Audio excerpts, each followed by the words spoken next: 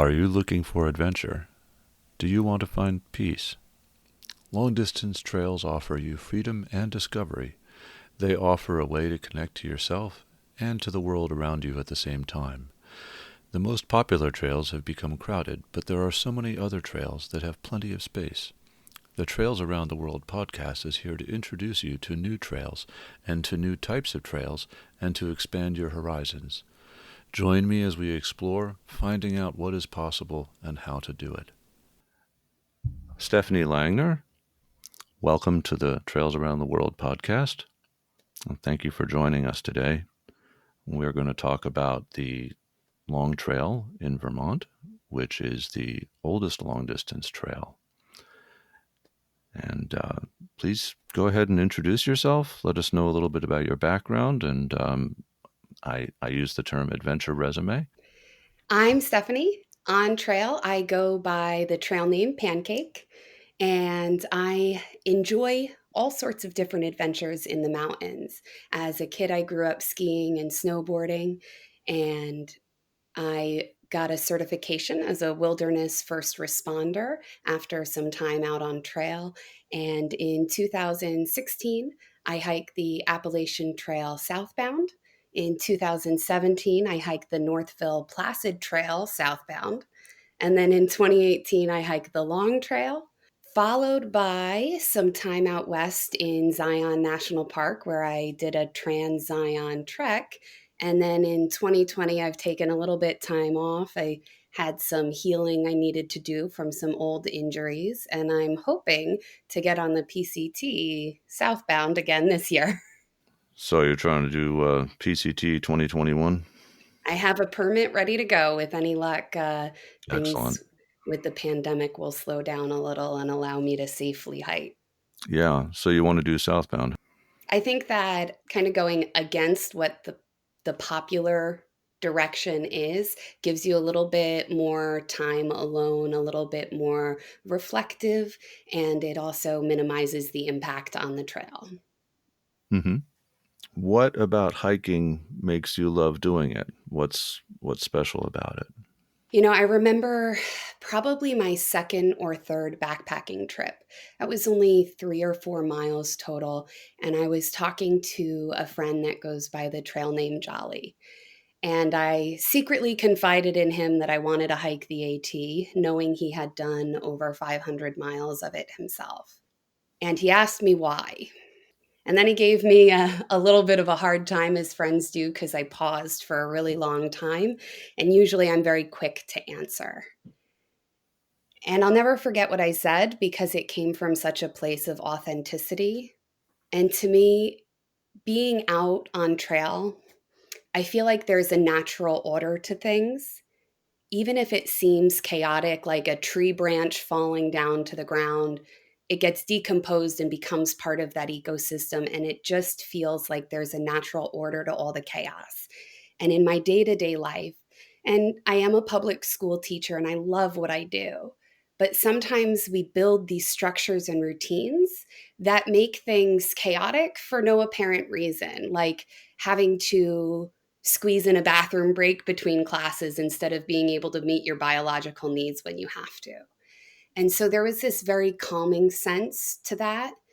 And I feel like out there, everything seems to serve like this greater purpose, and that repetitive nature of hiking becomes almost a meditative practice for me. And I found it was very healing. I also was really seeking kind of an opportunity to change my life and have some growth, and the community has kept me very engaged. How long have you been hiking? How would you explain the progress of your hiking? So, when I was a really little kid, my parents would take the family hiking. I was the youngest and could never keep up, and I cried every single time. So, when I told my mom I wanted to go hike the AT, she laughed and said, "No, you don't." And I mentioned it when I was in college. It was about 2009. And I kind of put that on the back burner, got a job, started my life in the real world, and kind of forgot about it. I had had an injury teaching snowboarding, and I was in a really kind of dark place, pretty depressed, and struggling to pull myself out of that. And I was doing my master's with one of my colleagues who's also one of my biggest supporters and best friend. And she had read the book Wild, and we talked about it. And that's when I shared that about 8 years prior, I had this dream of hiking the AT. And she's like, well, let's try it. And so her trail name is True Friend. And we went in about 2015. I think it was around Memorial Day, was one of our first trips together. And by June of 2016, I got out on the Appalachian Trail. The longest trip I had done prior had been about 20 to 30 miles. And when I set foot on trail, I was 210 pounds and ready for the hardest thing I've ever done in my life. And every day it really was. And I had to kind of learn to shift my mindset in order to be able to enjoy the time that I had out there.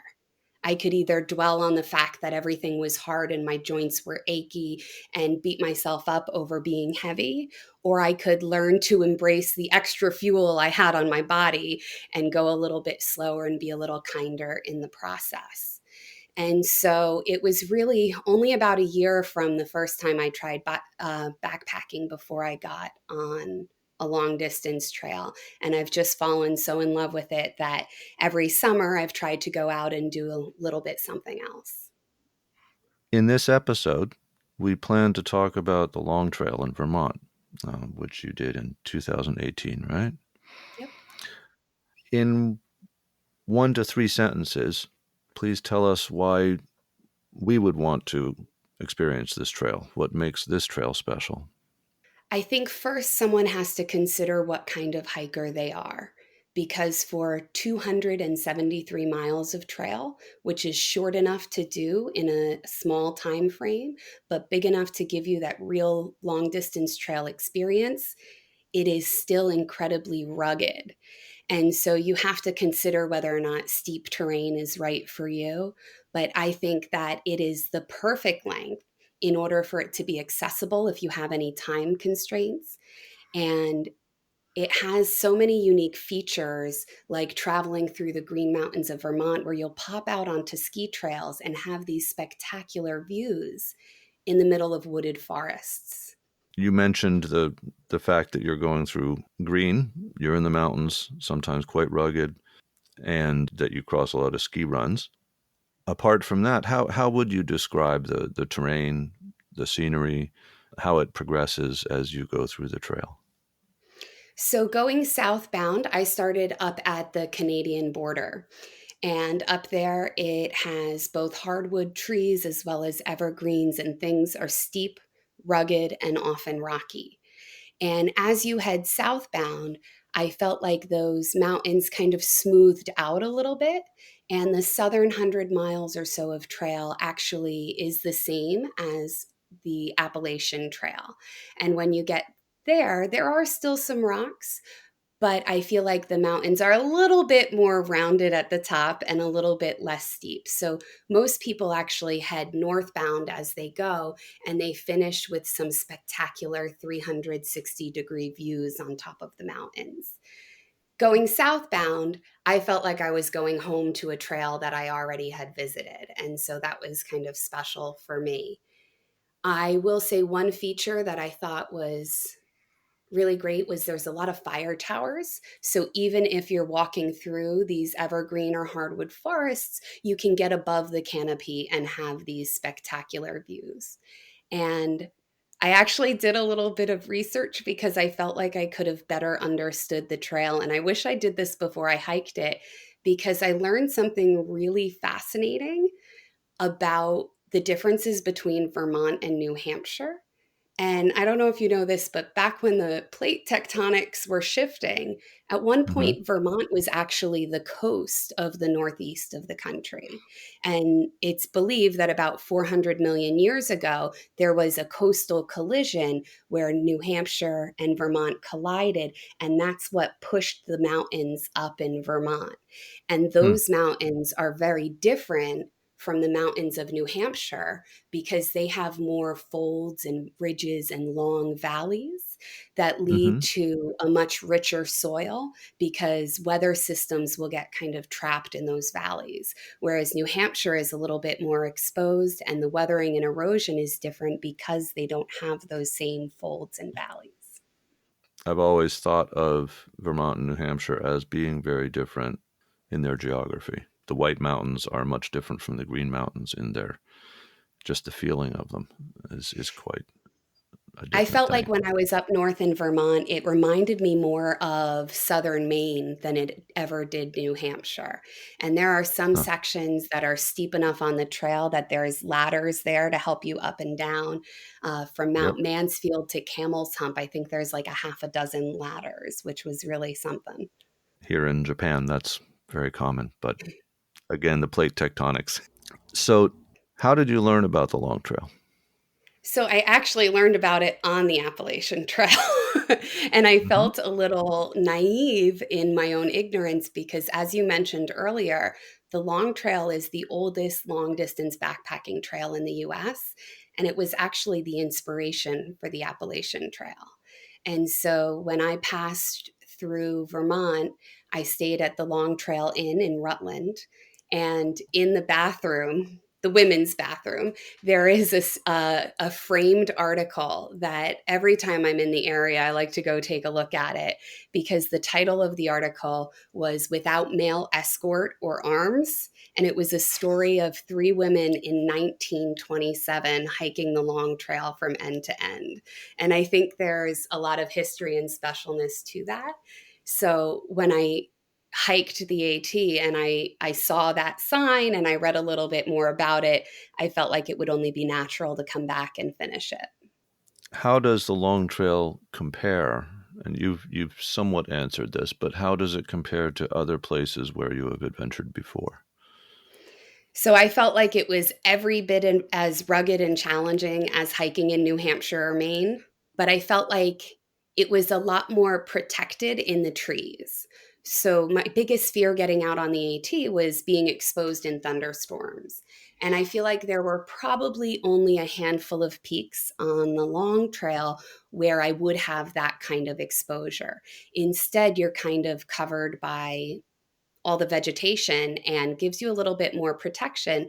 But it also created this almost magical environment where you're walking through the trees, one foot in front of the other over and over and over again. And then all of a sudden, you come out to this cutout of one of the ski trails and you get these spectacular views.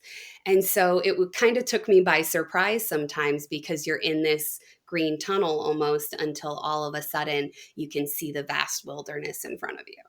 In my own hiking, I've noticed the interplay of ski runs with um, hiking through the French Alps. It occurred to me after a while that every north facing valley had been dynamited to be a ski area.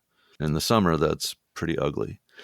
But because of that, there was lodging.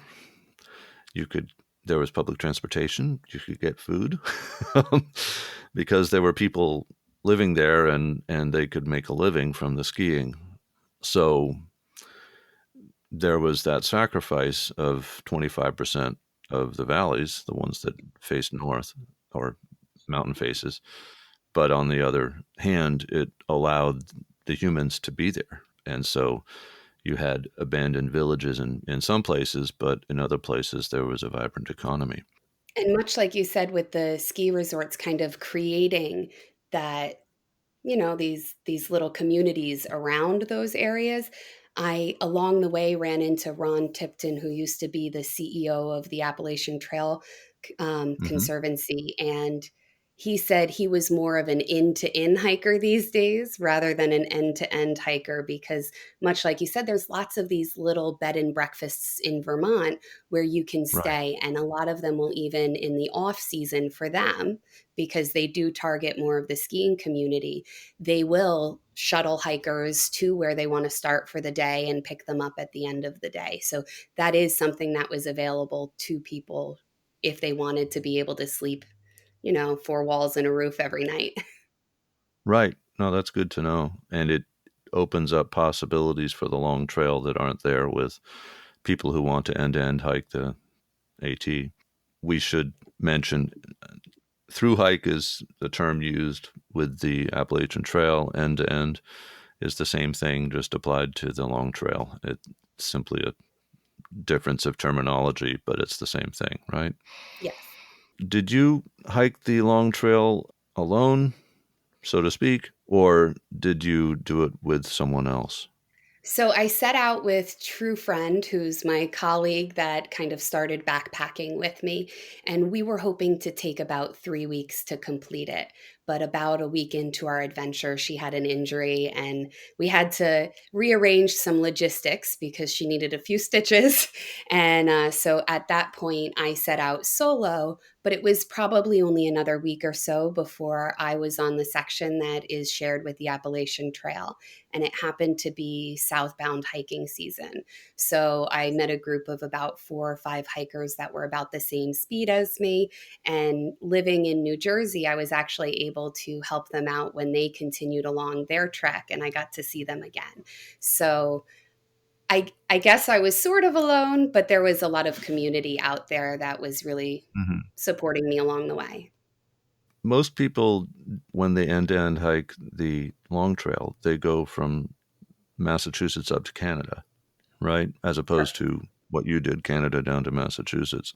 How would you describe the differences in, I mean, now obviously you've only done the southbound route, but I'm sure you've talked to people. And how would you describe the differences in the qualities of doing those two different directions?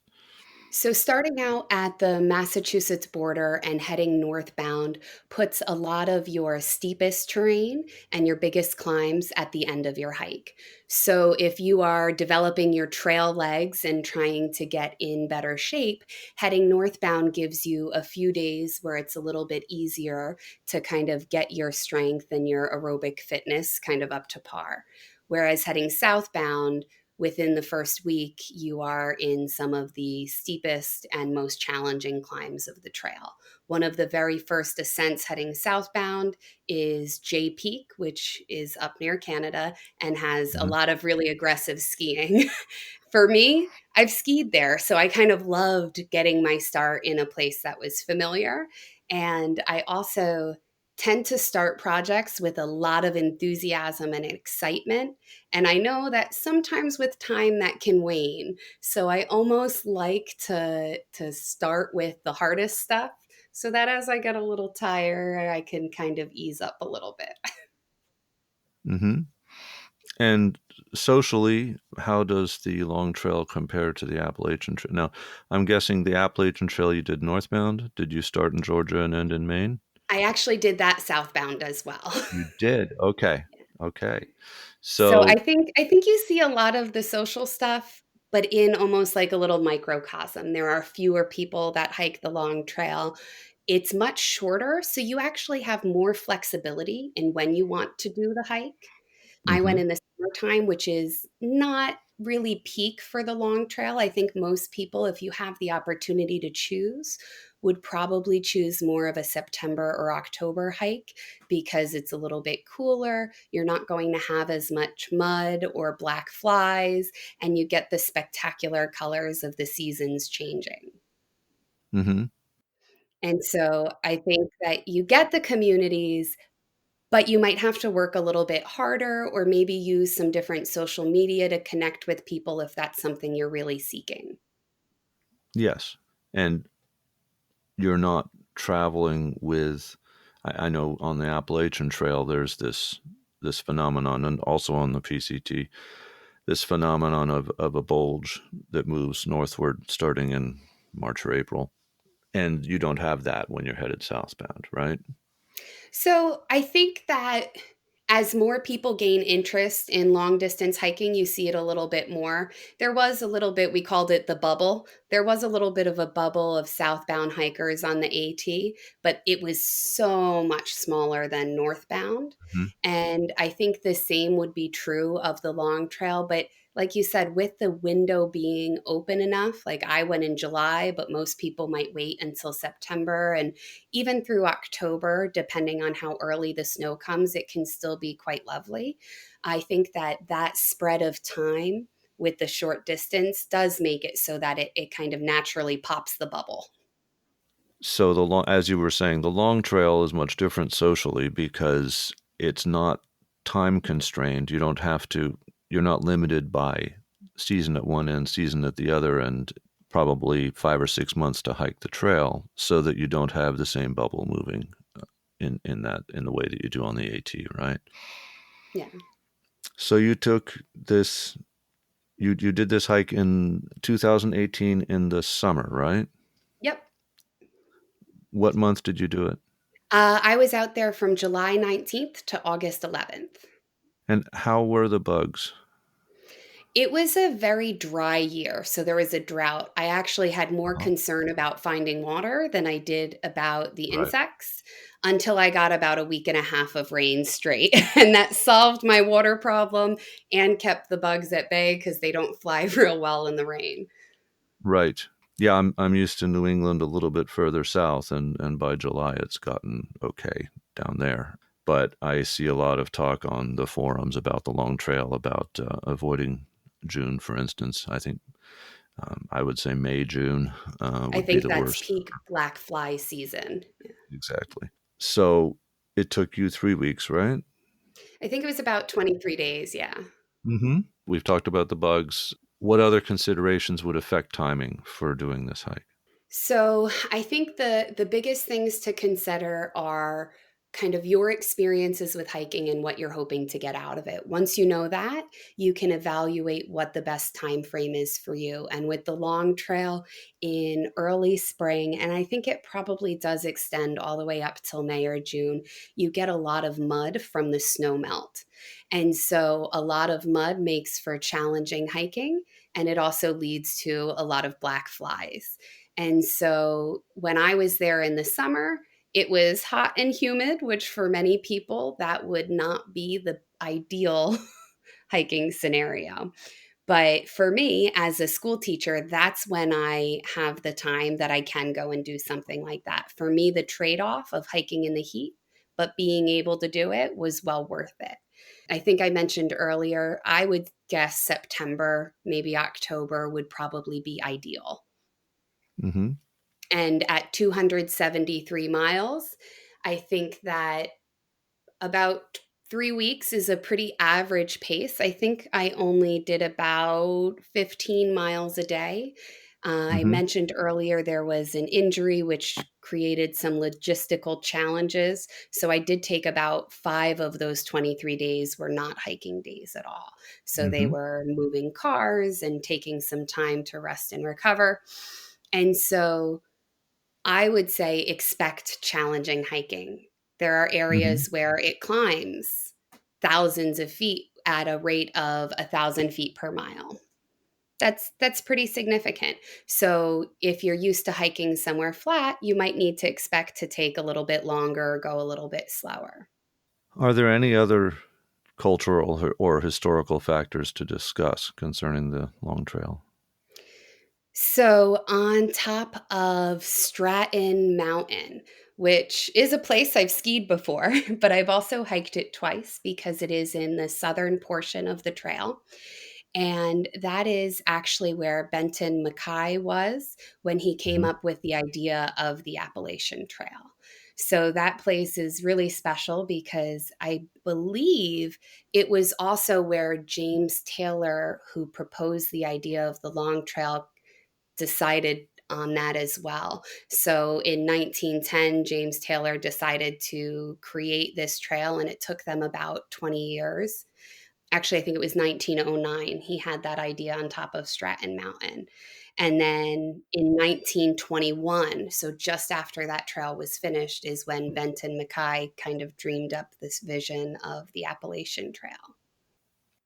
I also like the little fun fact that Mad River Glen is a ski resort along the long trail, and they have, I believe it's the only single person chairlift in the country. And so when you're on trail, you walk right out in front of a skinny little one person chairlift. I don't remember that. I skied at Mad River Glen years ago, and Ski it if I you don't can, remember. right? That's their motto. Yeah, yeah. No, I remember it being terrific, but being more rougher than most of the other areas. But it was decades ago that I was there. They are also Um, still exclusive of snowboarders. So I ski really? and snowboard, but if I were going there, I would only be allowed to ski. Huh? They say it changes the shape of the moguls when they don't groom the terrain, and they Huh? like to leave it wild and rugged. There was always a bit of a marching to its own drummer kind of quality to that place. Yeah. uh Very traditional, old school ski area. So when you did the long trail, you probably still had most of your equipment from the Appalachian Trail the year before. Um, did you use anything that was different in response to the fact that you were doing the long trail? Maybe the shorter length of it, or the fact that you were going to be just up north as opposed to moving from north to south. So after the Appalachian Trail, I used my pack for one more trail, the Northville Placid Trail, and I just couldn't move beyond the smell of it. And I held it up Hmm. to the light one day and saw that there was mold growing between the layers. And so that had to go, and I had to get a new pack. And I'm going to refrain from saying what I got because I ended up hating it most of the long trail and went back Hmm. to buying another hyper light pack like I had on the AT. And Hmm. so I had a different pack. I also carried a lot more luxury items because it was shorter. And so I Hmm. carried a little bit more backup power for my cell phone, and I carried a GoPro camera. And so I Hmm. wanted to be able to charge those along the way. With as much rain as I had, I didn't wind up using them as much as I thought I would. I also carried two journals, which Hmm. was something I never carried on the AT. Actually used my guidebook there as a journal and just wrote right in it. So I wasn't carrying any extra weight. So I was very ultralight on the AT, starting with a base weight of like 9 pounds. And by the time I hiked the long trail 2 years later, my base weight was like 19 pounds. Hmm. That's interesting that you gained the weight. Now, did you find yourself? I mean, because you're talking about how rugged that northern section was. Did you find yourself regretting the weight gain in your equipment? Not particularly. There was one, I thought of one other piece that I brought that was different. Instead of a baseball cap, I carried a hat that had a brim all the way around in case there was a Hmm. problem with black flies. I figured it would keep the bug net better to protect me. One thing that was new for me on the long trail was ankle braces. I had Hmm. very weak ankles before I hiked the AT, and then I rolled them constantly and had a lot of Hmm. problems. So the doctor gave me a set of very sturdy braces that were going to solve all my problems. And 4 days in, the straps snapped right off because there's just so many rocks and roots that the constant abrasion on the straps from Hmm. just moving around in my own shoe just wore through it in a matter of days. I did Hmm. duct tape them together and did my best to continue using them, but ultimately, that was something that I don't know was as helpful as I thought it would be. Did you use the braces through the whole hike? I did, but one of the things that wound up happening was because they were wide at the ankle, it was harder for my shoe to stay tight enough to keep my foot from moving around. So my Right. foot kind of pistoned forward and back, and I ended up with blisters larger than a quarter between the Right. ball of my foot and my toes. And then in Ouch. days and days of rain, it eventually turned into a dead skin pocket full of mud. And Yeah. so that became, again, one of those moments where I start evaluating, is this worth continuing to use? Right. Do you use shoes that are over the ankle, or do you use trail runners? I tend towards trail runners. They're lighter, easier, and allow me to better sense the ground under my feet. I have done some work to strengthen my ankles, but ultimately, I did also spend this year actually recovering. So I had surgery in January and in March in um, here in Clifton, New Jersey. I found a fantastic doctor who was able to do a fairly new procedure where they put in an internal Kevlar brace. So it's a piece of Kevlar from the lower leg to the top of the foot anchored to the bone. So now if I roll my ankle, I'm not furthering damaging the ligaments in it. Instead, the Kevlar will create a stopping point and then almost spring me back up. I was very hesitant to have any kind of surgery, but whenever I would consult with doctors in the past, they would recommend surgery, but I would ask the question, what happens when I roll my ankle again? And I never got Mm-hmm. clear answers because it's the traditional surgery would overlap your tendons and ligaments, making them shorter and stronger. And my fear was if I rolled again, would I damage it beyond repair? When I asked Mm-hmm. this doctor, he said, you would have to roll so hard, come down with enough force that you break your bone. And then that will be your fail point. And I said, sign me up because at least I know what's going to happen. And I feel like I can make an informed decision and my bone may heal well. And hopefully that's a decision that serves me well in the long run. And I've been doing a lot of hiking in the last couple of months. And I really feel like I have more stability and strength through my ankles than I've had since I was 14 years old. Huh. So when did you have the surgery? January, and then I had the Okay. left ankle surgery in March. And so Wow. in January, it was only about 6 weeks before I was hiking again. In Huh. March, that surgery took a little bit longer to recover from, but by June, I was out on trail again. Huh. I haven't heard of that before. I, I, I, I know when I switched from, I've been doing this for a few decades, so I still have my old heavy leather boots, and they are appropriate in some circumstances. But when I was starting the John Weir Trail, or when I was preparing for it, I made the switch to trail runners. And a suggestion I got from some forums was ways of strengthening my ankles. And the way that was suggested was to get a wobble board, or that's what I call it, but one of these balance boards. They're easy to find. And I found that they had a lot of effect for me, but I didn't have a particular problem with weak ankles to begin with. So, Well, and that's mine all kind of started from an injury at 14. So when I was hmm 14, I had a very severe sprain where I had done some damage and it was never properly rehabbed. And I knew that getting on trail, and so I kind of expected them to be my weak point or my fail point. And it turned out day 1 on Mount Katahdin on the AT, I rolled my ankle and sprained it severely and just kept walking anyway. And so yeah, um I also structurally am very flat footed. So there's a lot of different things there that kind of predispose me to challenges. I have balance trainers, and I'm very familiar with that stuff from my ski and snowboard background because all that's very helpful right. with that as Yes. well.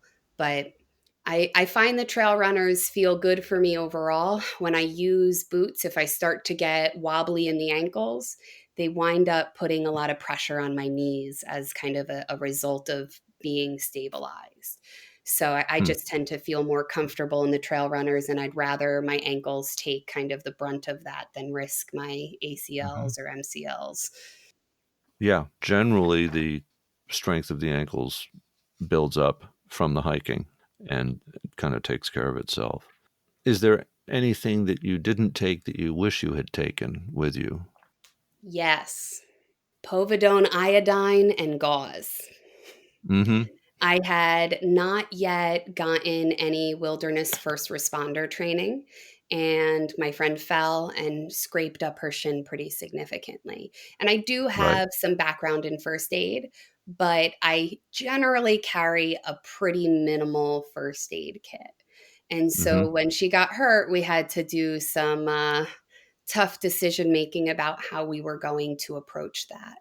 And so it started with me giving her some options like, this looks pretty bad, and we can either try and get you medical help, or we could try and treat it in the field and keep going.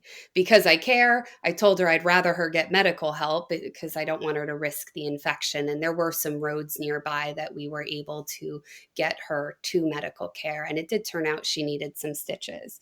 So I think having the right tools to clean it is certainly valuable, especially if we were in the areas that were a little more remote and farther from medical care. Likewise, I took a wilderness first responder course, and I've carried iodine ever since. You don't need a lot.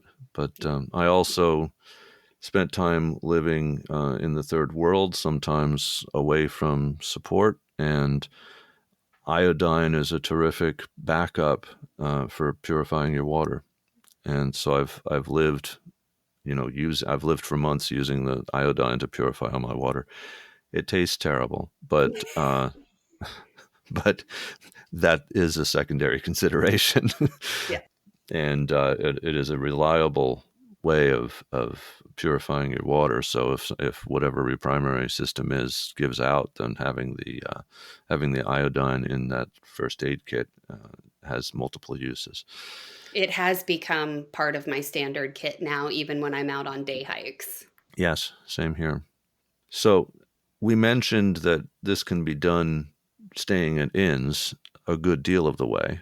I want to address this whole question of camping versus staying in lodging and what percentage of people would do each one, how practical it is to stay in lodging. I'm guessing most people prefer to camp. Can one wild camp? Are the campsites defined? So, along the long trail, there are, I believe it's 40 different shelters. And the shelters are usually three walls and a roof, but up towards the Mm-hmm. northern end of the long trail, some of them are actually entirely enclosed with doors. So, that was neat to see because a lot of trails don't have that amount of protection. So, those are kind of your defined campsites. Even if you weren't to stay in the shelter, around the shelters is usually where you'd find your best camping. So I Mm-hmm. actually prefer to sleep in a hammock over a tent and find the hammock way more comfortable than a wooden shelter floor. And so I would usually set my hammock up near the shelter because that also provided me an opportunity to be social if someone else did show up. So if you were looking to build community, staying at the shelters is where you'll most likely see other hikers out there. As I mentioned, my trail experience had a little challenge in the middle with an injury. So I actually stayed about 40% of the time I slept indoors. So part Mm-hmm. of that was in getting medical care for my friend. And then we had to relocate some cars and it changed my resupply strategy a little bit. So all of those logistics take a little bit more time. And if someone's healing, that time is best spent indoors.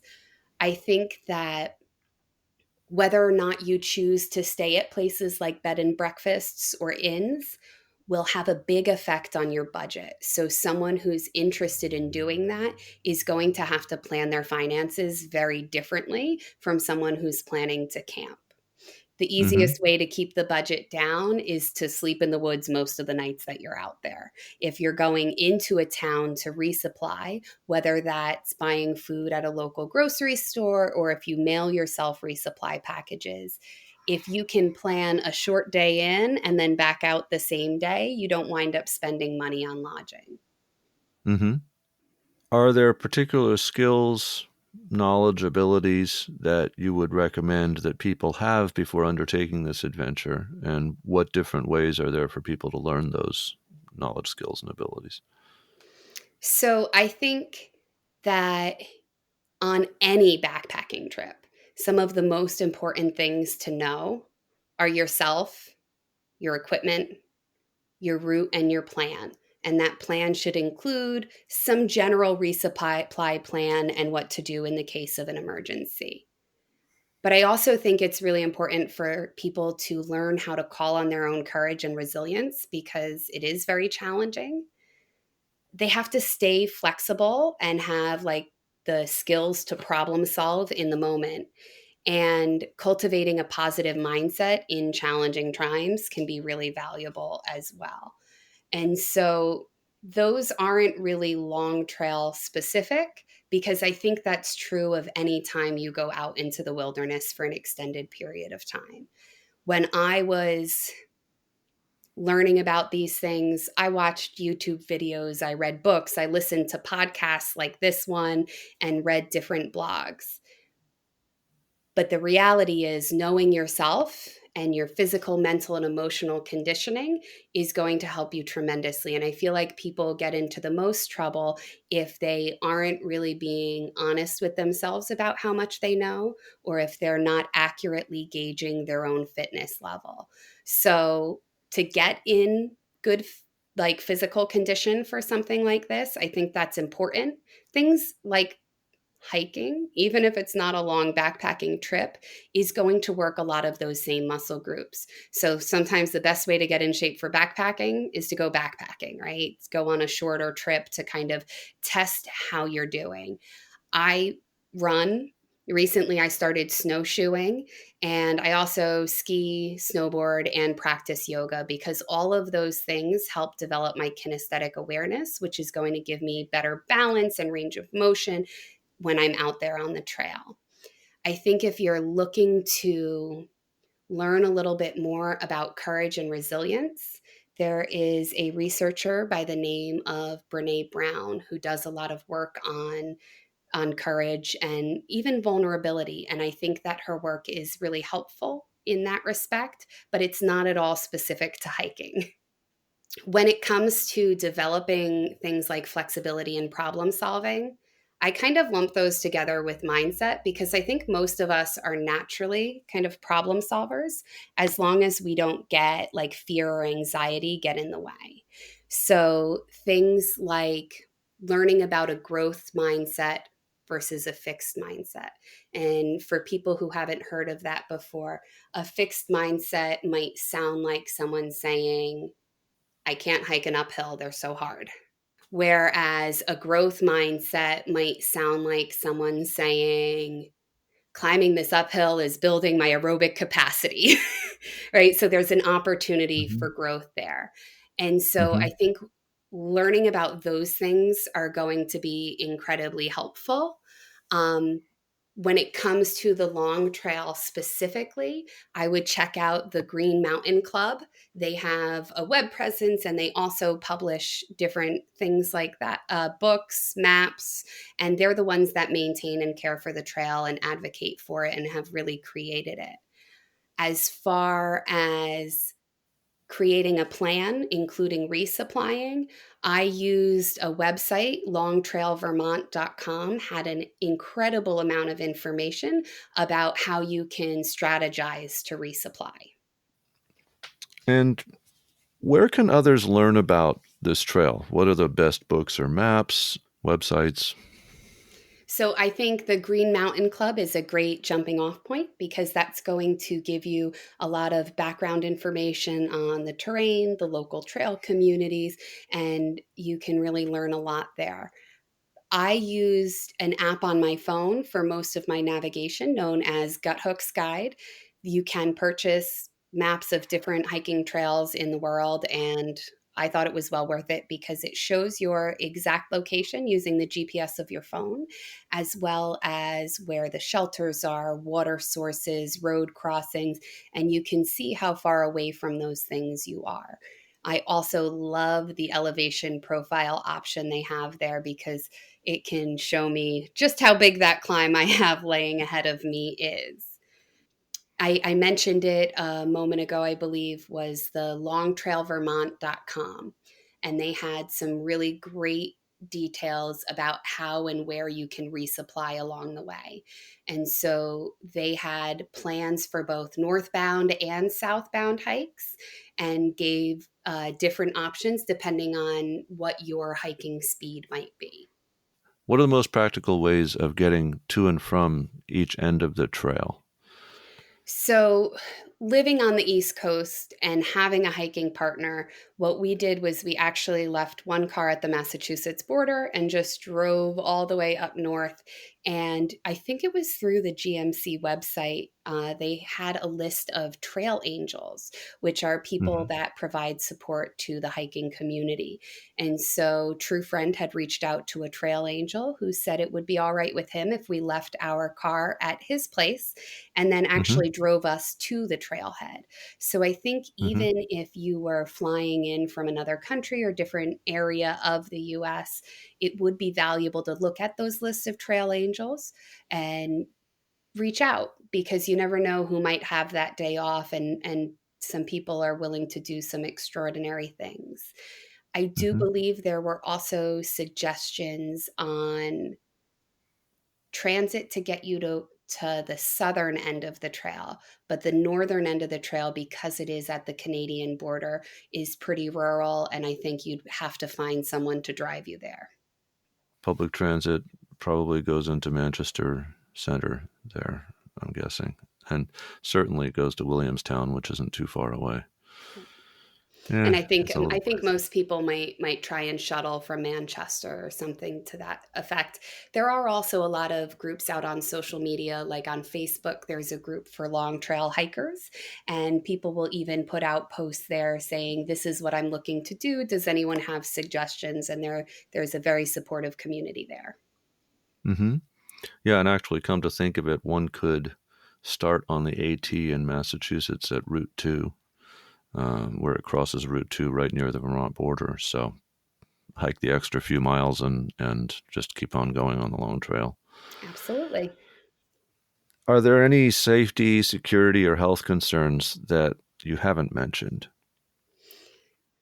I think the big key is self education. And I think I touched on that a little bit already, but get yourself some basic first aid knowledge. And if you have the time or ability to do some kind of wilderness first aid or first responder course where you can learn not just the first aid practices, but how to kind of view things in a way that minimizes risk up front, it'll give you greater confidence overall. Hmm. I know that something that often comes up for people discussing hiking on the East Coast is bears. What are your thoughts on bears? My thoughts on bears are to follow proper protocols. So, in areas with a lot of bears, they will oftentimes have either a bear box or bear cables that will help keep your food out of reach for those animals. If you don't Hmm. have those, hang a bear bag. It just takes a rock and a rope, throw that rope over a tree limb and try and get it high enough off the ground and far enough away from the trunk of the tree that they won't get it. Some people use other devices like a bear canister or an Ursack, and they are to prevent bears from actually being able to get to the food. I think I've seen, not I think, I know I've seen more bear in New Jersey than in any other state on the East Coast. I actually used to live very close to the Appalachian Trail in an area Hmm. that had a lot of black bears. Black bears aren't really that interested in humans. They're really just not. And unless they've learned to associate humans with food, then any noise or sound you can make generally makes them run in the other direction. It's in areas where people are not properly storing their food and areas where neighborhoods where they can get into trash cans and they start to associate humans with food. That's when they can become a nuisance or a danger. But generally, that's pretty minimal. Hmm. Yeah, I've had hiking in the area of the Appalachian Trail. I've had bears come into camp twice, and both times they're going after the food. The first time I was with strangers who didn't store it well and had a dog that attracted the bear, and the second time I had done a poor job of hanging the food, and the bear was able to reach it. I now use a bear canister or an Ursack. I've switched to an Ursack. Bear canisters are big and heavy, but the Ursack is reasonably has a reasonable weight and is much easier to pack. So that's what I go with now. The other concern, many people say the most dangerous animal on the Appalachian Trail is the deer tick. Uh, and what precautions did you take regarding ticks and Lyme disease? I would stay aware. There wasn't much more to do than that. I do treat my clothing with permethrin before I go Hmm. out. Yeah. Um, and I usually carry bug spray, but that's more for the ones that are annoying me than a Hmm. preventive for ticks, just because being so active, I do get sweaty and it'll, you know, kind of rinse it off before you know it. So I actually generally say the most dangerous thing on trail are the other people. And so Hmm. most of my backpacking has been as a solo female hiker. And I pay very close attention to my interactions with other people out there. And Hmm. it's not something that I kind of live in fear of day to day, but I can think of one instance. It wasn't on the long trail, it was on a different one where someone asked me if I was hiking alone. Not once. That's pretty normal. Oh, are you hiking alone? Not twice, which again was pretty normal, but you're a woman and you're hiking alone. But someone asked me 3 or 4 times. And at that point, you start to wonder, why are they so worried about whether or not I'm alone? And so, in that scenario, I knew of someone else in the area. I sent them a message. I said, I'm going to run away as soon as they turn their back. And so that night I kind of cooked dinner in this area. But when that person went to go get water, I kept hiking and ended up stealth camping, which is away from any other established campsites. And I tucked myself far enough that I couldn't be visible from trail and sent a GPS location to a friend saying, please try and come and stay with me tonight, just so that I had that little extra sense of security. Sounds like good advice. But for that to happen once in over 3,000 miles of hiking experience, and I've probably spent Mhm. 10 cumulative months out on trail, I would say there's a much higher creep factor in my everyday life than there is out on the trail. So I hope Right. that won't be a deterrent to anyone considering hiking. That statistical analysis of it, I think, is very important. It's very uncommon, but stay smart and do something if your alarm bells start going off.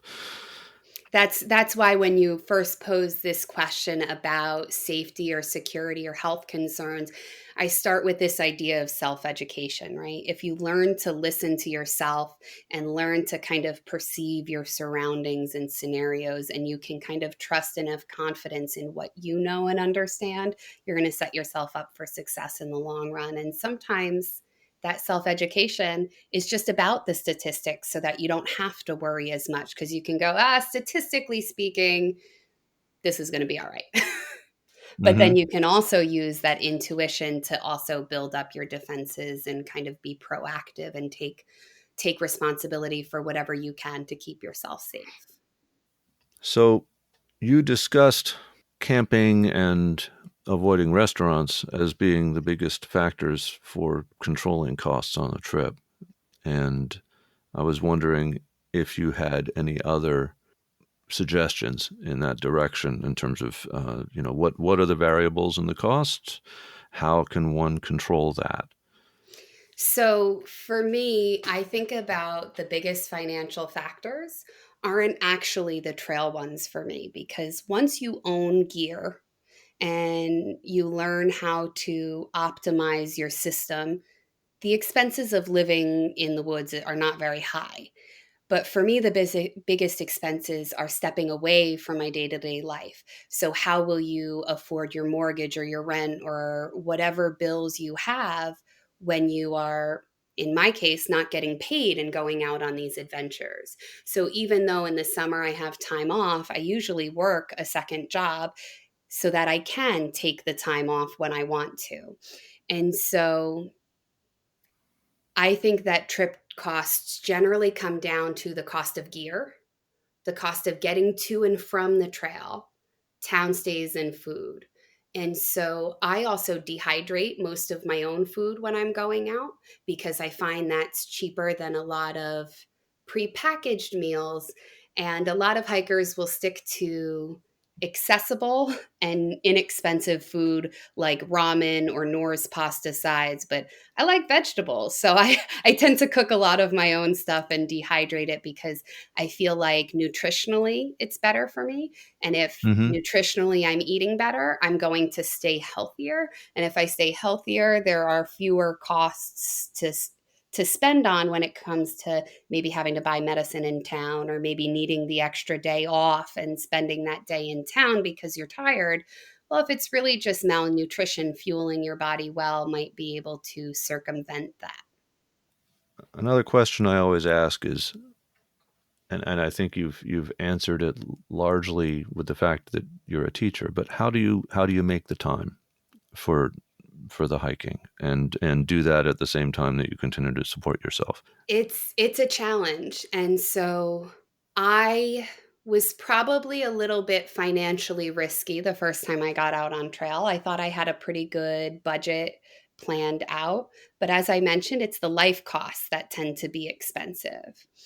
And so at the time I owned a house and had to plan for months worth of the mortgage payment. So teachers make an okay income. It could certainly be more, so most of the year, for the last 10 years or so, I've worked multiple jobs. So while I teach middle school science Monday through Friday, in the winter on weekends, I had a part-time play teaching skiing and snowboarding. And the local resort also had zip lines. So eventually I became a zip line tour guide in the off season.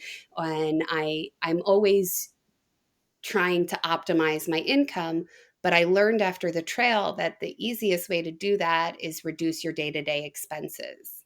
And so it became a practice in frugality every day to make sure that Mm-hmm. I had the money to be able to afford the time off of work. And so when I first set out on the Appalachian Trail, I did need to take a leave of absence from work.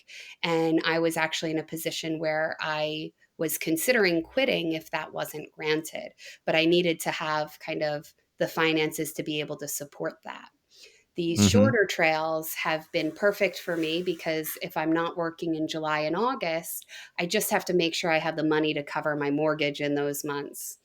As I'm Mm-hmm. preparing for another adventure, I actually downsized quite a bit and am living in about a 300 square foot apartment and have sold the house because that reduces my expenses and is putting me in a position where I can be a little bit more flexible. Well, my last guest in Germany actually went pro. She left her previous career in business completely, and turned her hiking into a business. So that's inspirational for many of us. That sounds like the dream in a lot of respects. Yeah, yeah. It's She's been doing this for over a decade, so it's an amazing story. I just Yep. hesitate because I'm afraid if I turn it into work, I'll lose the passion for it because it's become work. How do you learn about new trails? I start with Google. Sometimes I am reading people's blogs or following people on Facebook or Instagram. And at one point, I had a list in a journal that was like 2 or 3 pages long of all different trails and their lengths, figuring that would help me if I had vacations from school coming up. I might be able to pick one that's the right size for the amount of time that I have. But really, I've been allowing things to kind of come into my life a little bit more than I'm looking out for them. So when I did a Trans Zion trek last fall, that was reconnecting with a friend from the Appalachian Trail. We talked about we'd love to get out and do something. And so we had a week, where do we want to go? And we just talked about places we'd never been. And that was something that came up in conversation. So I feel like the more you go and do this, the more you are naturally exposed to different opportunities to continue pursuing it. How do you feel about doing the big three, that is the Appalachian Trail, the Pacific Crest Trail, the Continental Divide Trail, versus doing other long distance trails like the Pacific Northwest Trail or the Long Trail, for instance? I think that the little lesser known trails are every bit as valuable as the big 3, so to speak. But once I hiked the AT, it's hard not to picture myself wanting to do all 3 of the long ones. But anytime you're on a 6-month journey, it does take its toll on your body. So I think if I had it my way, I'd hike the PCT and the CDT and then maybe retire from 6-month long adventures and be a little bit kinder and explore those local niche places. Beyond the Pacific Crest Trail, what is the trail that you dream of doing? um, all of them. I'd love to be able to just keep going because for me, as much as I love being in these spectacular and beautiful wilderness places, it's also very much about the process. So I get teased by some of my friends about uphill climbs because a lot of people hate an uphill climb. It's hard. Your heart rate is going, your breathing is heavy, and it's challenging every step of the way. I love them because it Mhm. creates this space for me to kind of go to battle with the inner critic. If there's any place on a hike where I'm going to kind of have a negative mindset or have some self doubt, it's in the heart of an uphill climb. And Mhm. so I really feel like that challenge is something that puts me in a prime place to grow and to really stand up to that inner critic and recreate a more positive mindset. And so I don't know that there's anyone, but I do know that whenever I drive by big mountains, I go, man, I wish I could hike that. And what is the best way for listeners to find out more about your adventures? So I am on Instagram at Mountains of Learning. And I have a website by the same name, mountainsoflearning.com. It's under construction, so be gentle with me, but feel free to reach out through the website if you have any questions. And I also have the very beginnings of a YouTube channel by the same name, Mountains of Learning. Because after all, every time I'm out there, I feel like I'm learning more about myself and about the environment and about the process. Mm-hmm. Terrific. Well, Stephanie, thank you very much for talking with us today. Terrific interview, and look forward to finding out what you do in the future. Thanks so much for having me. It's been a pleasure.